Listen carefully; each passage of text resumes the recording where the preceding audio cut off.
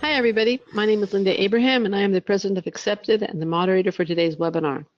I want to welcome all of you to How to Nail Your Med School Interviews to be presented by Sydney Foote. Before we start, a few housekeeping items. Sydney may ask a question during the presentation and ask you to raise your hand in response. You can do so by clicking on the hand icon, two icons underneath the horizontal orange arrow on your control panel. Please raise your hand when you find it. Okay, we have some people raising their hands. That's very good. Yeah, great. Anybody else want to raise their hand? Just let me see that you can know how to do it. Excellent. Okay, wonderful. Thank you very, very much.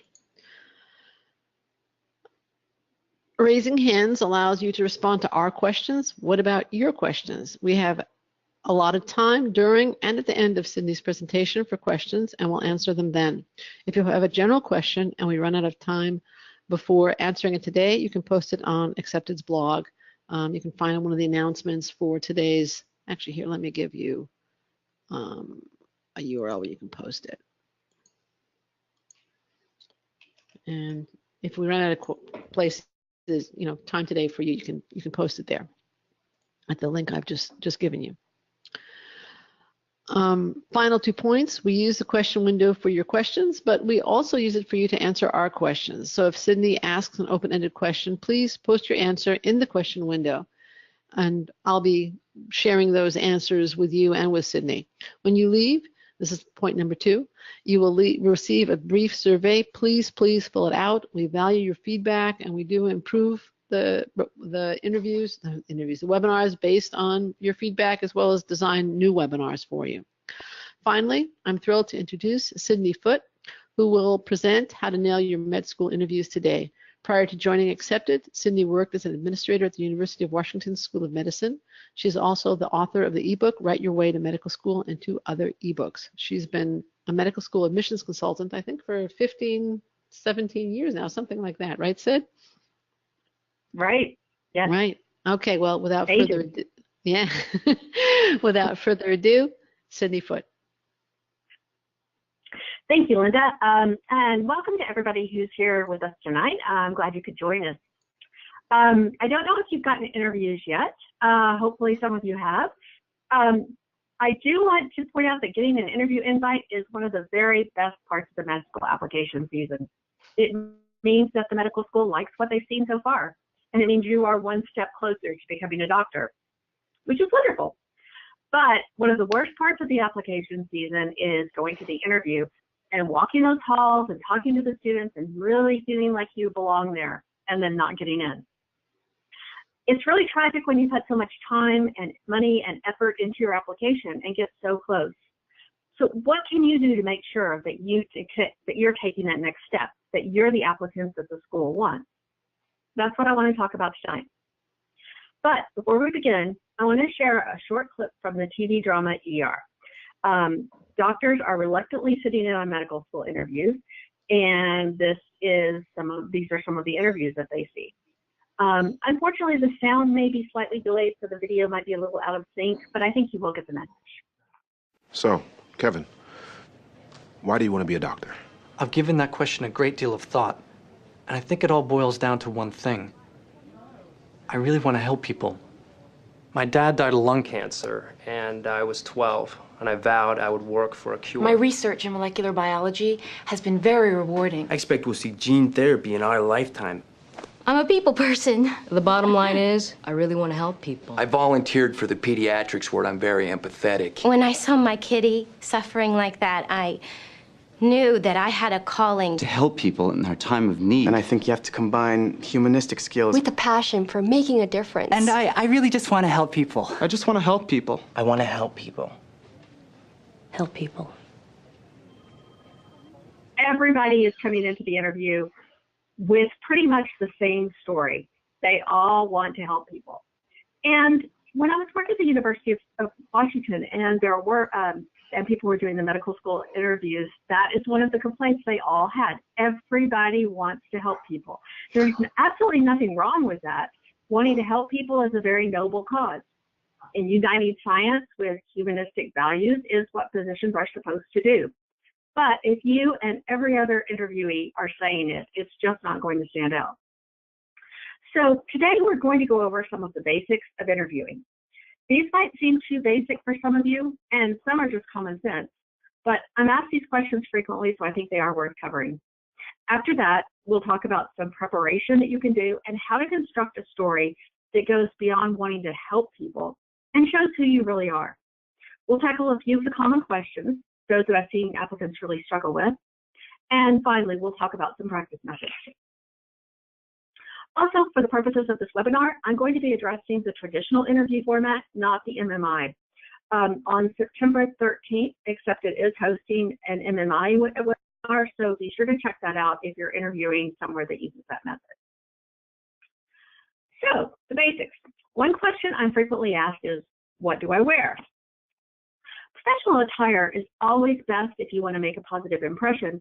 For men, suits and conservative cuts are your best choice. Black is fine, but it looks a bit funereal. So I prefer nice navy or gray or charcoal suits with a tasteful dress shirt and a tie in a contrasting color. It's important that the suit fits you well, so make sure the shoulders aren't too baggy, the sleeves aren't too long or short. You might want to invest a few dollars in a tailor just to help you make the best impression. Wear a belt that matches your shoes and make sure not to forget to polish them. Limit your accessories to maybe a watch and a tie pin, perhaps a wedding ring, but nothing more. I'm asked about facial hair a lot these days, and in my opinion, it's fine, so long as it's well groomed. I've had a lot of clients who have had facial hair and gone to interviews and were successful, and a lot of clean-shaven applicants who are not successful. So I think that as long as you're making an effort and showing up as if with a well-kept beard or a mustache, and you are well groomed, then you're fine. For women have a bit more leeway. A suit with either skirt or pants is fine, however you feel more comfortable. A lot of people really tend to go towards the traditional colors, the same as for men. But if you're comfortable in a nicely cut suit of a different color, lapis blue or maybe a sage green, then go for it. Some interviewers are actually relieved to see someone who's not wearing just standard issue. There is a regional preference that you should be aware of. East Coast schools tend to be more traditional than those in the West, where a nice colored blouse might be chosen over a white button-up. Keep it conservative, though. A skirt that rises up when you sit will not make a good impression. Neither will a shirt that gapes open when you bend over. And you'll probably want to keep your makeup and accessories to a minimum. Don't do anything too fancy with your hair. Just keep it out of your face. And for shoes, you can wear whatever you want. But in my opinion, something that is with a flatter heel is probably going to be better just so you can keep up. There's going to be a lot of walking on interview day. So you don't want to be falling behind because you're having trouble walking. To keep yourself calm on the day, prepare your attire the night before. If you've flown in to get to the interview, don't check your suit at the airport. There's too much risk of it getting lost. You can put it in a carry-on, and if it's wrinkled from traveling, just borrow an iron at the hotel. And make sure your shoes are shined and that you have everything you need the next morning. Also, prepare everything that you'll need to take to the interview. Some of the things on my checklist are a map of campus, breath mints, chapstick, a book or your Kindle to read while you're waiting. Interviewers often ask what you're reading, so it should be something that you are willing to talk about. A stain remover pen is also a good idea if you have room. I also recommend you take along a portfolio with your complete MCAS application, the secondary for that school, and even a good old-fashioned pen and paper. It's very handy to be able to jot down some notes while you're being interviewed without staring down at your phone or relying on technology that may run out of battery right when you need it.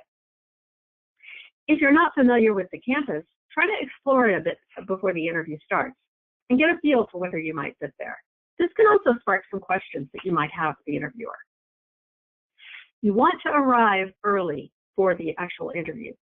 Minimize your stress by giving yourself plenty of time to navigate public transportation or find parking. Once you're there, turn your phone to silent. When you arrive and check in, politely ask if you can get the names of the people who will be interviewing you and write them down. This will help you both when you meet them and when you're writing thank you notes later. In the waiting room, you're going to be surrounded, or you will probably be surrounded by other applicants. There's often a lot of waiting between interviews, so be sure you have something to read. A client recently asked me if they should talk to the other interviewees there. I think that it's fine as long as it does not interfere with your own preparation. These could be your colleagues someday, so you might want to get a feel for it. But if anyone seems to be intimidating or makes you feel nervous, it's perfectly all right to excuse yourself. Just get a text you simply must answer or excuse yourself to go to the restroom. This will give you a chance to collect your thoughts and refocus on what's important, you and your stories. Now, when you're called into the interview room, you want to be aware of how you walk. Slouching is a nonverbal sign of insecurity and indifference. You want to hold your head high and enter the room with as much confidence as you can muster. A smile and a firm handshake and greeting the interviewer by name will help you create a positive impression. Once in the interview room, you will be asked to sit either at a table or possibly in a chair with nothing in front of you. In the video clip that we watched, several of the interviewees were leaning back in their chairs. Some even had a knee up on the desk. While you do want to be comfortable, this is really overfamiliar, and you will not come across as professional if you do that. I'd like to take you through a quick exercise that you can do in the interview room and that we can practice right now. Sit up straight if you can, wherever you are, with your feet planted on the ground. Take a second to roll your shoulders back to make sure that you're relaxed. Become aware of what your arms are doing. Are they crossed or your hands in your pockets? These nonverbal signs can signal discomfort or even nervousness. Instead, hold your hands lightly in your lap, ready to gesture when they're needed. I also find that breathing exercises can really help you manage stress. A deep breath and a calming exhale can help you get settled before you begin. Good breathing will also help you control the tone of your voice and speak with more confidence. How do you feel after doing that? Would you be ready to start an interview with an engaged and animated tone? Next to nonverbal cues, it's your tone that says the most about your interest and enthusiasm. A lot of people tend to flatten their voices into a monotone when they get nervous. In mock interviews, I notice that the more comfortable someone is with the topic, the more passion they usually have in their voice. This emphasizes the importance of practicing your stories until you know them inside and out, so you can share them with some real excitement. Other people tend to get nervous and their voices rise or shake. The best way to deal with this is by slowing down and gaining control of your breathing. Try focusing on just one person in the audience as you intentionally slow down your speech and inhale. The pitch of your voice should lower as you continue. Now we're going to skip to after the interview, when you probably just want to take off your suit and relax. But take a moment and while the experience is fresh in your mind, record as much as you can remember. Try to scribble down those questions, and if there are any that stumped you, be sure to star them. I remember one client who was so sure that she'd loved an answer that in her thank you note, she explained that she'd been reflecting on this question after the interview, and she wished that she'd said this. She was subsequently accepted. Even if you don't take such a bold step, knowing which answers you need to work on will help you as you prepare for the next interview. And knowing which stories generate interest can help you figure out what you should retell in later interviews. I mentioned thank you letters earlier, and right after the interview is a great time to take care of them. You don't want them to be long, just a few lines, preferably reinforcing or referencing something that you discussed with that person. This will go a long way to jogging their memory favorably. Write your letters while they're fresh in your mind and upload them straight into the school's online application portal, and that's one more item you can check off your list. Does anybody have any questions about this part before we go on to the content? If you have a question, please post it in the question window. And by the way, some of the people were perfectly able to hear the video clip because they commented on it. Oh, okay. Okay. Okay. Any questions? Good. Wait, so far I'm waiting for them to type. Sometimes there's a little bit of a lag. So let's give them, here it comes. Okay.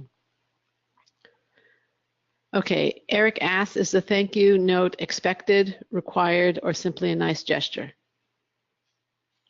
It is, I would say it's required. It is expected, at least, uploading something to the to the school's portal, if not sending an actual thank you note. But in my opinion, it makes a big difference. And in my experience, it makes a big difference, especially, if you take the effort to make it personal, and really remind them of, I really enjoyed talking to you about the new labor and delivery wing or whatever it is. And that will help them when they're evaluating to give you a more positive memory, or more positive evaluation, just because you stand out in their mind a little bit more. Okay. Getting a lot of questions about thank yous. How long after the interview should you send it? I would not wait. I would send it within the next week. I highly recommend just doing it right after the interview when it's fresh in your mind, if possible. It's something, if you're flying home, it's something to do while you're waiting for your plane. It doesn't take a long time. We're not talking about essays that you're writing here. Just a brief thank you for your time. I really enjoyed talking to you about whatever it was, and I would love to join your school. They don't need to be elaborate. Right. And ask, what if the school doesn't have a letter upload? Do you send it via post or email? Or? In that case, I would just email it. Okay.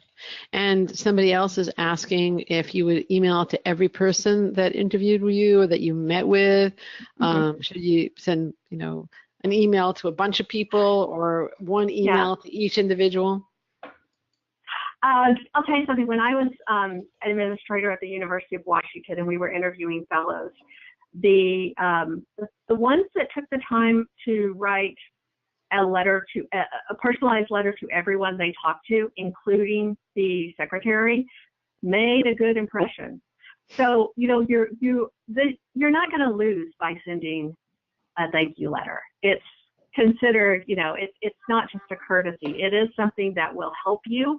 So, I would send it to as many people as you can. That's one of the reasons I said at the beginning, get everyone's name that you'll be talking to. Makes it easier for you. Okay. One person is asking, should I remove my nose ring? That's a good question. It depends, I guess, on how obvious it is. If it's just like a small stud, then I would not think it would be required. But if it is something that, you think would be distracting, if it's large or like a ring, I would, I think about removing it. Okay. You want to look professional. Yeah, it might also depend a little bit on where in the country you are. Yes, absolutely. If you're interviewing at Rocky Vista, then it's not going to be a problem. If you're interviewing at Columbia, it could be an issue. So or take perhaps that in into the consideration. Midwest. Perhaps in the Midwest. Yeah. Okay. Or the more conservative areas of the country. Let's see. Stationery for the thank you note. Does that matter? Like stay away from colorful or anything like that? Not really. I think that if you just type it on regular paper, it's fine. If you want to send thank you, get some thank you cards and mail them, that's fine too. Or like I said, you can email them. The important thing is really what you say, not what it looks like. If you send something that's on a beautiful card or bright paper or whatever, it's just going to go into the file. But it is, it's what you say that will make the difference. Right. Okay, I think we should move on. There are actually more questions about this, but we can come back to it. Okay. Somebody's just asking one other question. What kind of bag should I bring? Briefcase, purse, tote? It really depends what you need to carry. Different people will have different needs. Some people I know have carried like a sort of a messenger bag that looks professional, that has room for a notebook in it and their application and things like that. Other people will carry just a portfolio along with a small handbag. So, it really depends on you and what you have. Just make sure it looks nice and neat. Don't go in with a backpack. Right.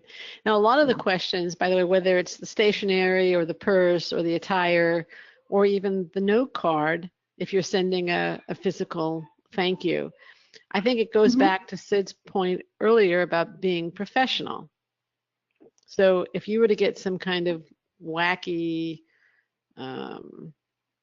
thank you note that, you know, from your doctor or from a doctor you were considering hiring, I don't know, what kind of a funky card from your doctor, I'm not sure that that's going to increase your confidence, you know.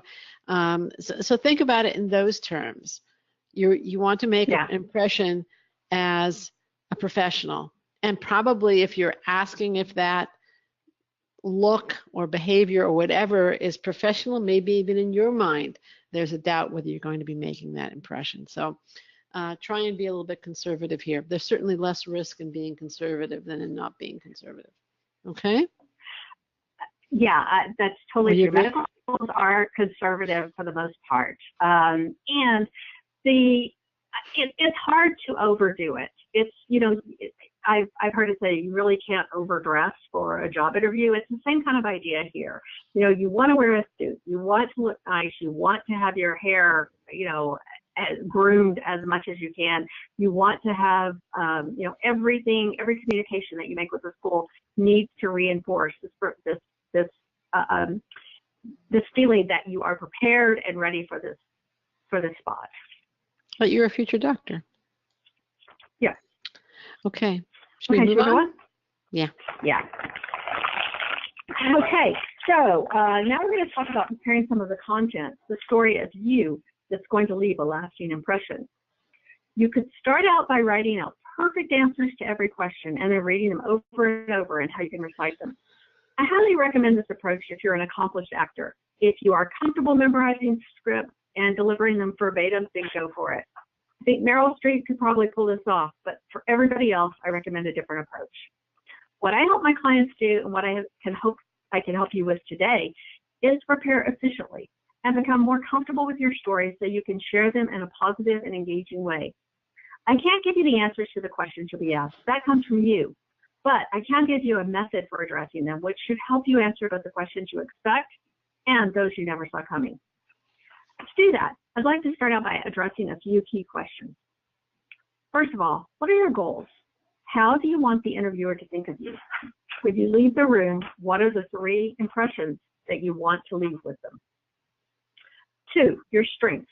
What can you tell them about yourself that will reinforce your strengths and minimize your key weaknesses? And 3, the school. How can you show them that you know a great deal about their program and that you're well prepared for the interview? And just as importantly, how can you learn whatever you need to know to decide which school to attend?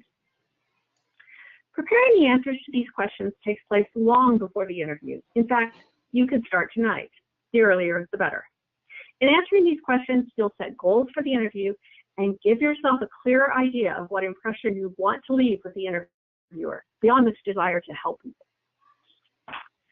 Let's break them down a little bit. And I'd like you to take just a moment and share how you might want an interviewer to think of you. Could you take just a second and type that in the box, please?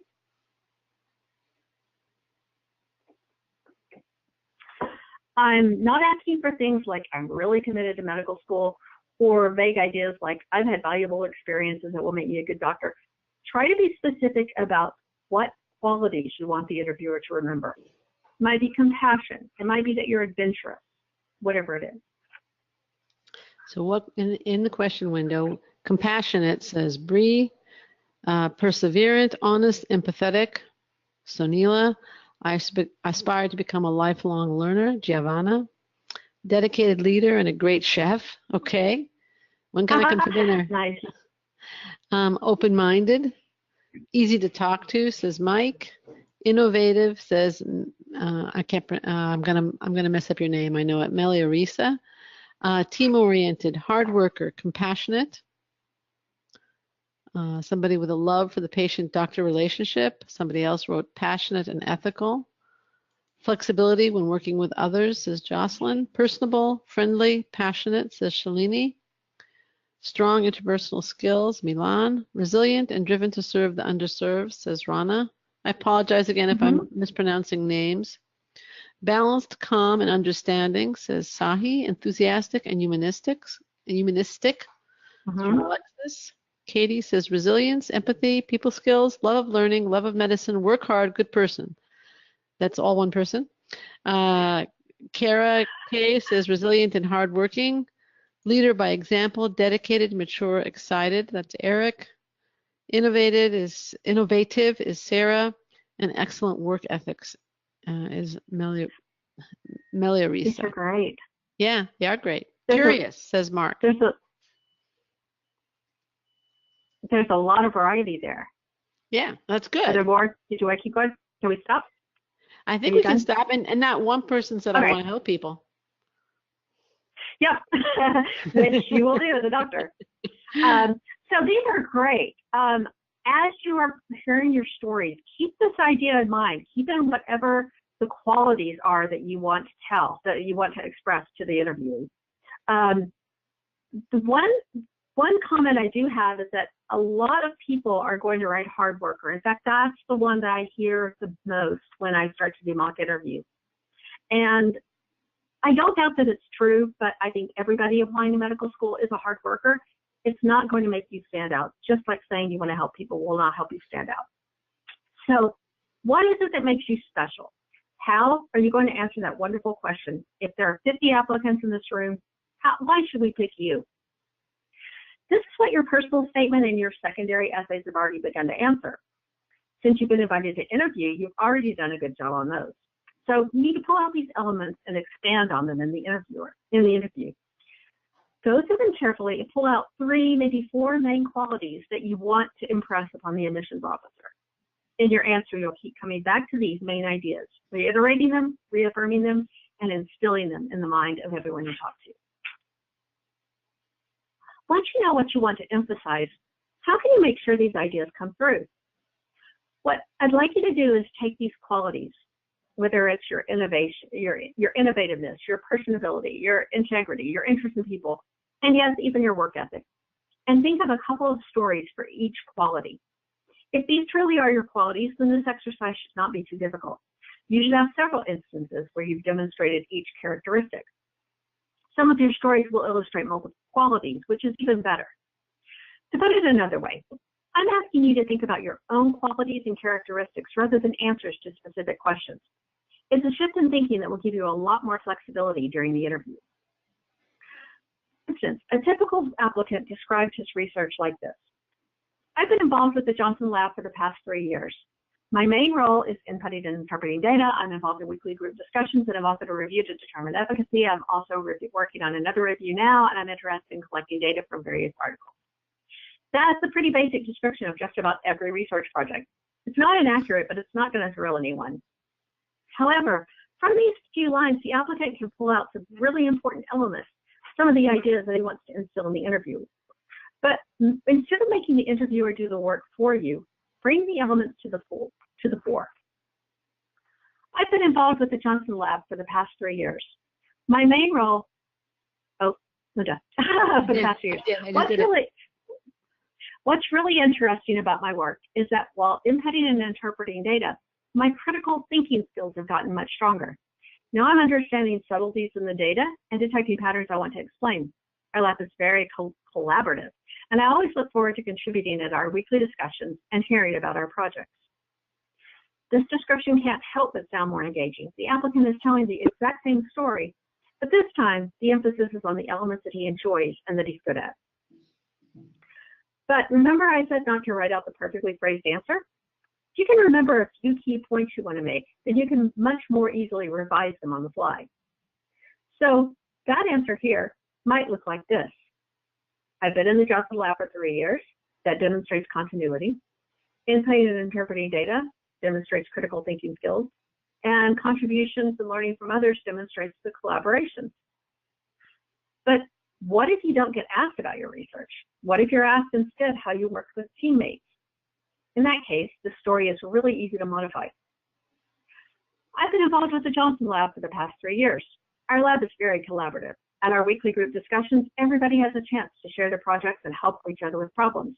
Inputting and interpreting data can be solitary work, but when I'm sharing the patterns that I want to explain, input from the other lab members really helps my critical thinking skills. If you can get comfortable with the elements of your stories and know the elements that they illustrate, you'll be able to switch them around like this to emphasize certain aspects of one example in one interview and use the same story to illustrate other aspects in a second interview. And you'll also be able to address unexpected questions with no trouble. Now, let's talk about strengths and weaknesses. Med schools are very fond of asking applicants to identify these. If you've already figured out what qualities are present in your story, this is a pretty easy question to answer. Say that you've prepared stories about your research, your community service, and your work on a foreign mission. The interviewer has only asked about your mission and community service work so far. So you can use this opportunity to bring up your research, which, as you've already decided, illustrates your critical thinking and teamwork abilities. Choose one of these as your strength, pop in your example from the research lab, and away you go. Your greatest weakness is a little bit trickier, but again, it's about framing your answer. Nobody's perfect, and med schools want students who are self-aware enough to know their weaknesses. They also want to know that these weaknesses are not debilitating or limiting your study of medicine, and that you're working on them. There's no point in saying you're a perfectionist, but you might be overly detail-oriented. This is not necessarily a bad thing in the medical field. Or you might have a tendency to bite off more than you can chew and feel like you're letting people down. This is another common problem for med school applicants. Or at the other extreme, you might be shy or have trouble taking risks. Any of these weaknesses could be very serious and debilitating, or they might be no big deal.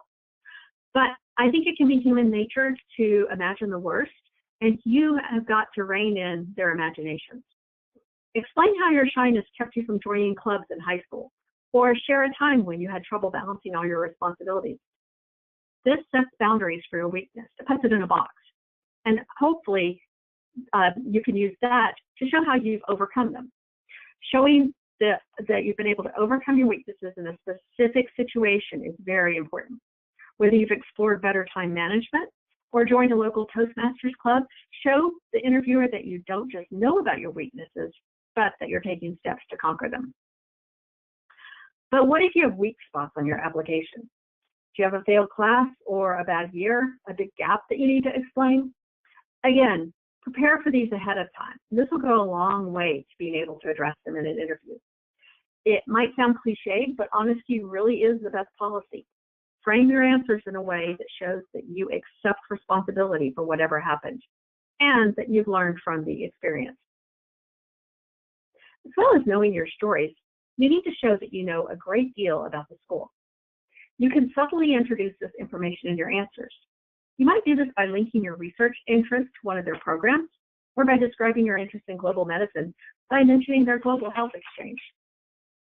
For example, if you're asked about your research with targeted insulin receptors, you might start your answer with something like, "I'm glad you asked me about that, because the East Highlands Health Outreach Partnership on Diabetes is one of the main reasons I like Mount Sinai," and close with something like, "I learned a lot about diabetes from my research, and now I would really like to see how it's treated in the community here."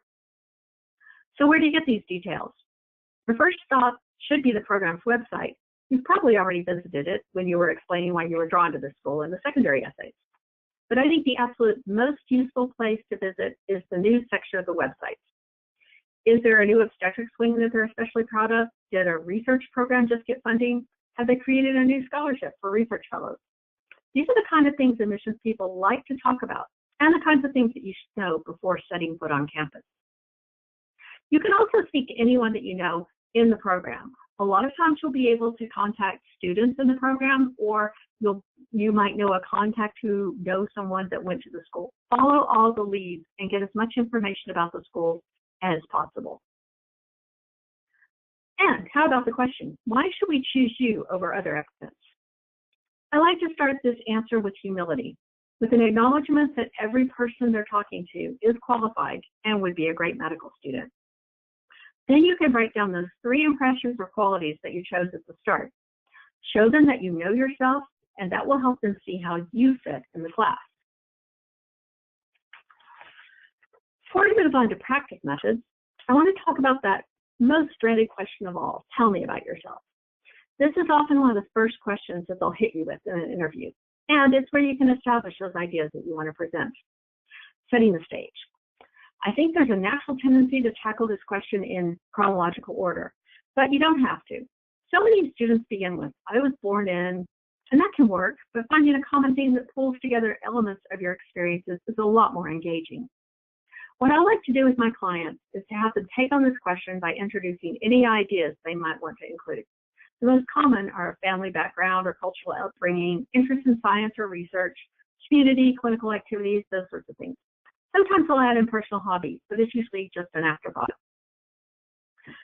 After this, for lack of a better word, brain dump, we repackage it. We tease through the different threads and find out what they may have in common. For instance, you might want to set up your answer around a person or idea that inspires you, as this research-oriented applicant whose mother immigrated from China did when she framed a life dedicated to teaching and learning in the terms of her mother's determination to find a better world. My strongest trait is my love of learning inherited from my mother. No, go back. Thanks. She fought to attend college in China and never let me forget how precious education was. Using this as a springboard, she's able to talk about nurturing her love of discovery after she immigrates to the U.S., her curiosity about the natural world, and the way that she's discovered new ways to see through photography. Finally, she closes it up with how she shares this gift with others through health education outreach. Closing it then, just like you do with an essay, by going back to the beginning and reinforcing that idea, in this case, how the mom was determined to discover a better world, makes it a really nice link back to why you want to pursue medicine. Alternatively, you might want to highlight qualities like discipline and teamwork, like this applicant with a strong history of community service did. Growing up in Texas, I thought I'd be a professional baseball player, but then when I turned 17, I realized I enjoyed the time I spent volunteering at the nursing home more than I did being on the field. It's always a great idea to embed your qualities in the details of your life. Often it's these atypical background details that catch the interviewer's attention. There's a good chance they'll ask this applicant about his baseball career, which will help him stand out. An older non-traditional student might ramble through the twists and turns of his career, but this can run the risk of boring listeners. Or he might start out with a startling statement like, my high school biology teacher said I'd never amount to anything. As I spent years painting houses in the hot Florida sun, I thought he was right. But today I work for a vaccine company supporting 35 scientists and training nurses. How I got here is an interesting story. Again, it's that interesting story, those details that are yours alone that will make the difference and help them remember you. All of these examples are real answers, and the details have been changed, but they were all developed based on what were initially just a mass of unconnected ideas. The key is to get the ideas out before you try to make sense of them. Writing them, or better, recording them, is the brain dump that you need. And if a friend or admissions consultant can help you sort through them, so much the better, since it's often hard to be objective about our own experiences.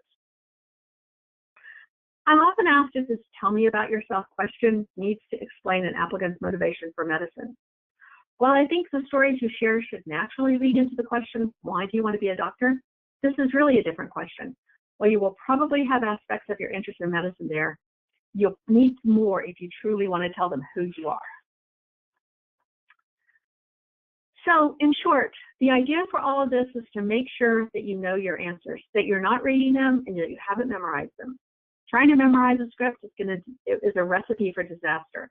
It sets you up for failure if your question is not asked in the exact same way, or if you forget a word or a line. Instead, focus on learning the stories that you can adapt for different purposes and that you're comfortable telling in various ways. Now, practice. Remember that you want your interview to feel conversational, engaging, and unrehearsed. That's a tall order when you're already feeling nervous and maybe even a little desperate. But practice is the only thing that will help you feel comfortable and even natural telling your stories. There are many ways that you can practice, both by yourself and with others. And you can start that tonight. You don't have to wait until you get an interview invitation. The first thing I recommend doing is talk to yourself. For me, this is by far the most useful way to practice telling your stories. Talk to yourself when you're driving in a car, when you're in the shower, when you're washing dishes, any time that you're alone. I really like this method because I think it helps you get comfortable telling stories about yourself, which a lot of people are uncomfortable with, without having to set aside a designated practice time. Second, you can debate yourself. Often you'll be asked ethical or philosophical questions at the interview. There's really no right or wrong answers here. They just want to know that you're informed and able to think. Reading current issues of JAMA is a great way to prepare, but it's one thing to read the articles and another to be able to present them. That's where this method can come in. Argue both sides of a popular debate, stem cell research, for instance, or marijuana legalization. Presenting the different viewpoints will ensure that you really understand them and that you can make a coherent argument for or against an issue. Third, record yourself. I don't recommend you do this every time you want to practice. It gets you away from that informal storytelling that you get when you talk to yourself, and I think that's what really helps you get comfortable. But it's a good idea to hear how you sound to others. If you speak with a monotone, for instance, or if you overuse fillers like or actually. If you do this at the early stages of your practice, I guarantee it will help you identify areas to improve. Fourth, practice with a webcam or a mirror. This is the best way to see whether you're leaning forward to answer questions or drawing back as if you're defensive. Or if you have a really annoying thing that you do with your hand, or if your leg is bouncing up and down. Seeing those things and being aware of them is the best way to be able to stop them. Fifth, you can practice with other people. Give your parents or roommates or best friends a list of questions and have them put them at you. Be sure to ask for honest feedback or you won't get it. You could also schedule a mock interview with one of. Are you there? Did I lose you, Linda? Yeah, I hear you. You cut out for a second. Okay. Okay, continue. Strange. Okay. Yeah. I was going to say, consultants are paid to give you honest feedback and can be a useful tool to help you identify and address some of these problem areas or difficult questions. You can start practicing anytime, like I said. The earlier, the better. The more aware you are, the more likely you'll have time to address any personal quirks you have. And the more accustomed you are to sharing your stories, the more comfortable you will be when you actually get to the interview. So that's it. I hope this introduction was helpful, and I hope you can use these techniques to nail your interview. If you do have any questions, I'll be sticking around for a bit, so please let me know. And good luck to all of you. Sid, thanks so much for this highly informative webinar. It was truly excellent. I'm sure everyone here now has the tools to nail that interview. We'll take additional questions in just a minute, but now it's my turn to share a few thoughts about the med school interview process. If you are lucky enough to get called for interviews, first of all, celebrate. You've made enough of an impression with your primary and secondary applications for the school to want to invest more time in getting to know you and seeing if you are a fit for their community. That invitation represents opportunity, but it also represents risk. Are you going to present yourself in your interview as a future professional? There's been a lot of questions about that here.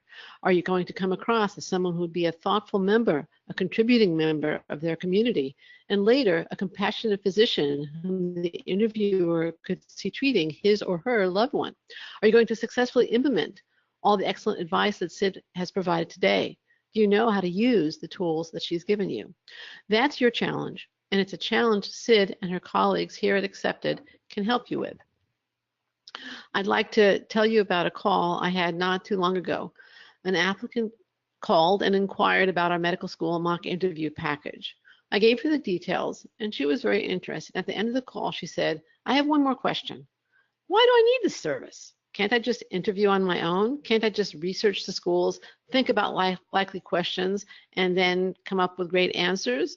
Well, I think Sid has given you a lot of tools and advice. You can see that there's a lot more doing than just thinking involved in acing a medical school interview. But I asked her in response to her question, have you ever performed either in music, theater, or the arts? And she said, yes, I played piano. Would you consider performing without rehearsing? Would you want to get on stage after just thoroughly reviewing the musical score and thinking about it? And she said, you've answered my question for me. I hear your point completely. Our mock interview is like a rehearsal. So yes, you can prepare using the tools that Sid has presented, but you still won't have that dress rehearsal or even a rehearsal leading up to a dress rehearsal. Like all rehearsals, A mock interview allows you to improve and polish your performance before the big day. Now, let's look at some sample feedback from clients who've worked with us on med school interviews. And I think 2 of them are from Sid's clients. Thank you so much for your help so far. I've been really successful in the admissions process. I've been invited to 17 interviews, accepted at 4 schools, and awarded a full scholarship at 1 of them. Or here's another one. Thank you so much for, I don't think I would be at the same place today without your help. So out of 20 secondaries, I received 18 interviews. I went to 11, accepted to 5, waitlisted to 4. Those are both for Sid's clients. And then just in case Sid is busy, when you contact us, I want you to know that she is not the only outstanding consultant we have at Accepted. I had the pleasure of working with Alicia to prepare for my medical school interview. Through our many practice sessions, I felt confident and prepared the day of the interview and was fortunate to receive an acceptance to the medical school of my dreams. These applicants are pursuing their medical school dreams. I'd like to urge you to follow the path they took so that you too can pursue your med school dreams. The path is laid out before you. Go to accepted.com/mediv, choose the service that's right for you, get the guidance you need, and then interview confidently and effectively. And at this point, I also want to mention that for the next 7 days, you can receive $100 off our gold mock interview package, which is actually 3 mock interviews for 1 school. So you can have the rehearsals and then have the dress rehearsals, and go from there. Again, but it's only for participants in this webinar, and again, it's for a week. Okay, so it would end, today is the 16th. You would have until the 22nd.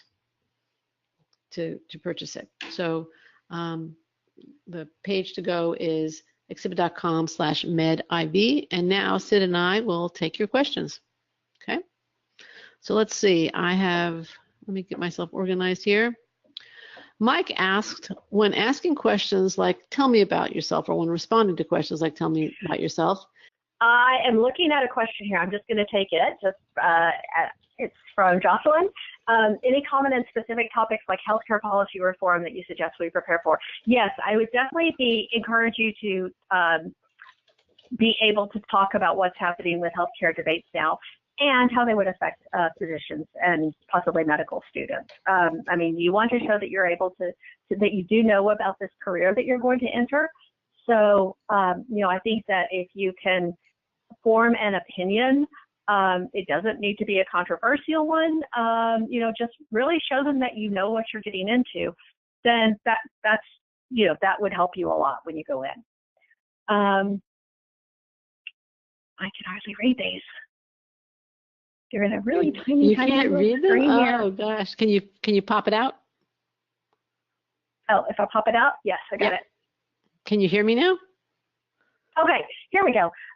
No, I can't really hear you. It sounds like you're underwater. I'm going to read one from Meliorese. Any specific recommendation for students that have been out of school for more than 5 years, have worked, have done other things, non-traditional? Non-traditional students are at a disadvantage in some senses, but I really love working with them because they have other life experiences, and it's these sort of things that you work with. Don't hide what you've done. What you need to do is figure out how what you've done is going to help make you a better doctor.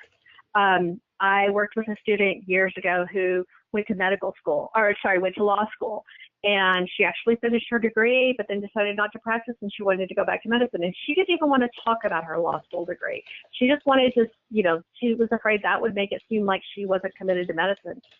On the contrary, it brought her a whole new perspective that a lot of people didn't have. It gave her, a different way of thinking and a different way of relating to people. So don't hide what you've done. If you are a non-traditional student, use those experiences and just make sure you connect them. Make sure that they go back to why you'll be a better doctor. Here's one, Linda, you checked. This from Mike. When asking questions like, tell me about yourself, is it bad to talk about things I've already brought up in my personal statement? Obviously, it shouldn't be verbatim, but they expect additional information. So if they are things that you have to talk about, your clinical experience, your research experience, you don't not talk about those because you've already mentioned them in your personal statement. But do try to give additional information, and you'll have lots of chances to do that in an interview. They will probably, the person interviewing you will have read your application, but they might not remember it really well. They are interviewing a lot of people. So, give them the details that you need, but try to make it something richer and more personal. Also, add in personal details that you didn't put in your essay. Like today I was doing a mock interview with a client who was talking about time management skills, and she was an athlete. And I mentioned that, a lot of athletes that I've interviewed are talking about how it's difficult to get to office hours. And she said, oh yeah, when we would finish practice, we would race to the professor's office and we'd make sure to get there on time. That's the sort of detail that you would give in an interview as opposed to your personal statement. So, make it more personal, make it more, make it more conversational. And just give them those details that will help them think, oh, this is a real person that we can converse with.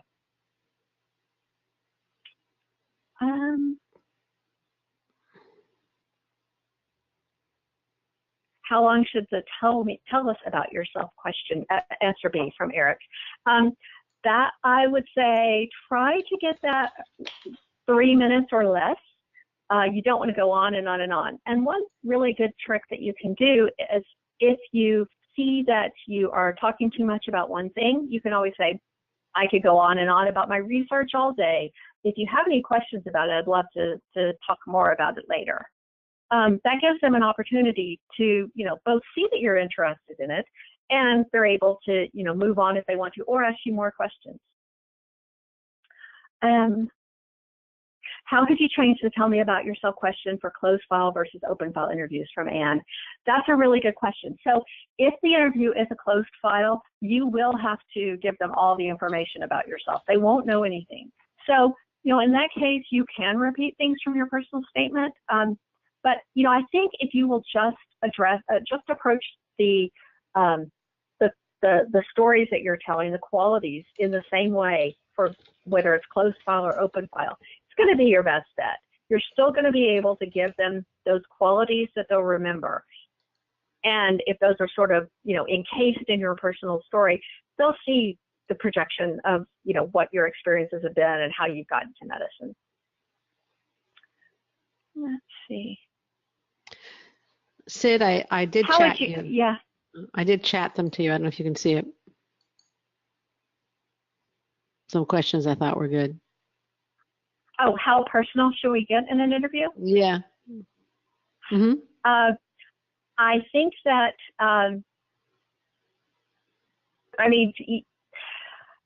it depends on what you're talking about in terms of how personal to get. A lot of people will share very difficult, challenging circumstances. A lot of people will share, identity questions, those sorts of things. My feeling on that is don't share anything that you would not want the school to know. So you don't want to talk about, how much you love Shades of Grey or something like that. But, in terms of if you've had issues with depression in the past, I know that, that can be a touchy issue.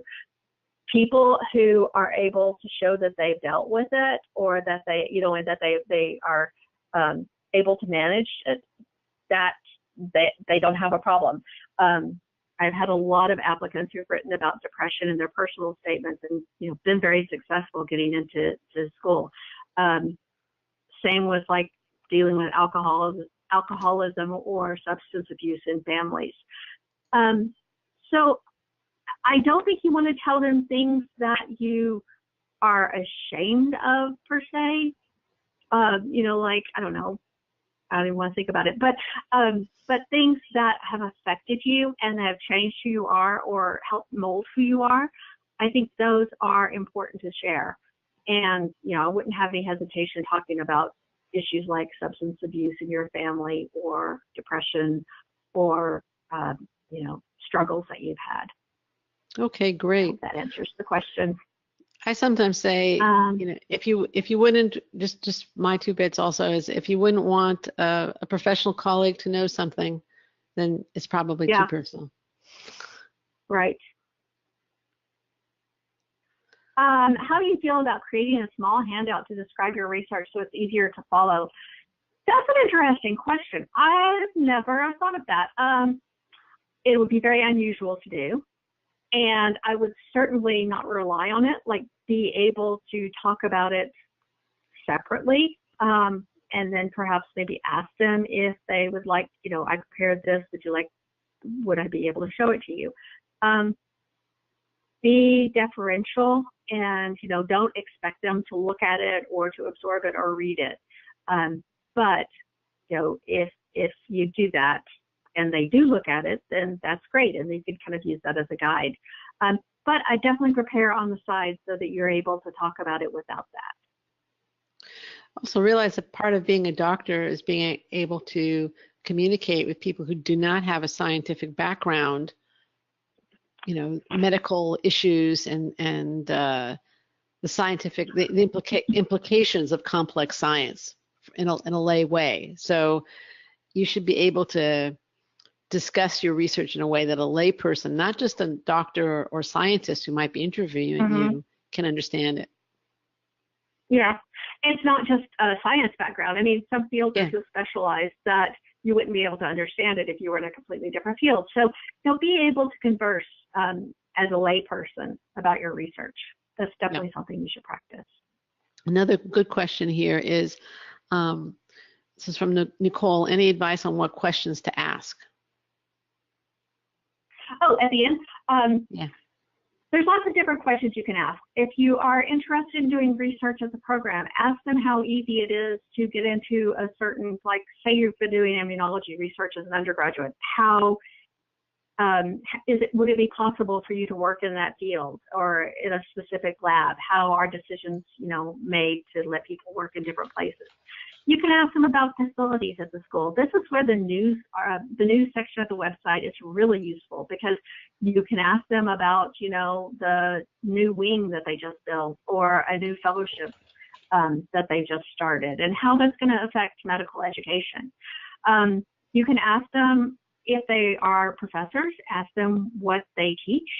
People love talking about themselves. So, asking them like, what is the most challenging thing for medical students that you've seen over the years, or asking them what changes are expected in the program. Those kind of things can all really encourage them to talk, and you'll find out some good information. Okay, Danny's asking, when we are asked, tell me about yourself, do we have to mention our motivation for medicine? No, like I said, I think that that question is a separate one, although the activities you've taken part in and sort of the experiences that you had will most likely be very closely associated with that. So you'll at least hint at that answer in that question. But I do think that you need to include a lot more in the tell me about yourself question. It's not just why are you interested in medicine. Okay. Tara's asking, should your hairstyle be conservative, in particular for males? I didn't get any of that. Should your hairstyle be conservative, in particular for males? I heard something about being conservative for males. I'm sorry. This phone is so bad. Here, I'll chat it to you. Yes, thank you.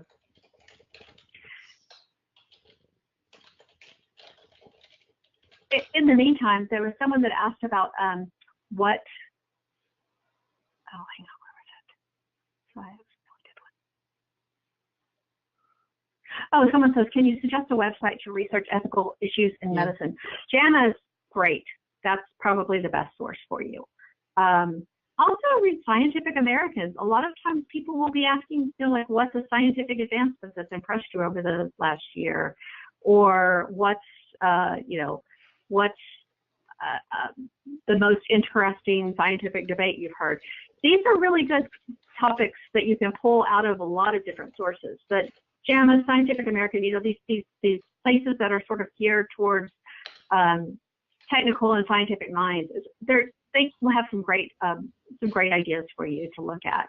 In terms of ethical debates, one really good way to get information on that is to talk to the people you're working with. So if you're working in a lab, talk to your mentor about, what do you consider the biggest issues in stem cell research, the biggest ethical issues, or talk to, if you're working with doctors, ask them about their opinion on euthanasia. Get a lot of different feedback, and then you can always bring that into your answers. When I was speaking with my mentor, he described this as one of the biggest questions for, and I think that way it really kind of takes you beyond just the academic discussion into a real discussion of what the issues mean to people who are practicing in the field. Okay. Sid, I did send you one more question via chat. What is the timeline? Okay. You see it? Yep. The timeline for receiving interviews. So some people are hearing now. The mock interview I did today with my client had already gotten 5 interviews. So, and she got her application in on June 1st. So, you might be hearing now. Other people won't be hearing for months, and this is really just a waiting game. And I'm sorry, there's not an easier answer for that. But, you could hear at any point. They will be doing interviews up until, the next spring.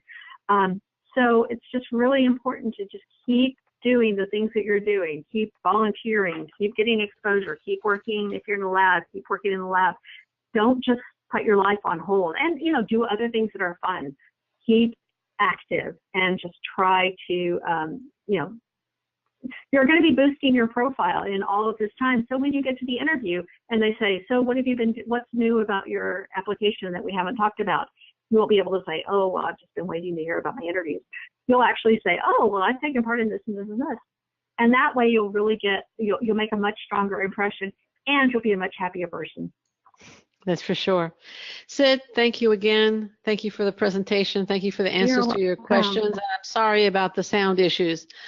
Attendees, thank you again for your time, your attention, your questions, your answers. Sid, you should know that there's a lot of thank yous coming through for you, and those really are for Sid. So thank you again for this very informative webinar and the very practical tips. Last thought before we leave from me, remember the applicants who had their dress rehearsals when accepted med school admissions expert, it's far better to go into the interview knowing you're prepared and ready than to be in the interview wishing you'd had that dress rehearsal beforehand. So do as these applicants did.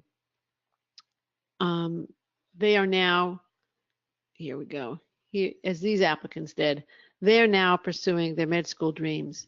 You can too. Thanks again.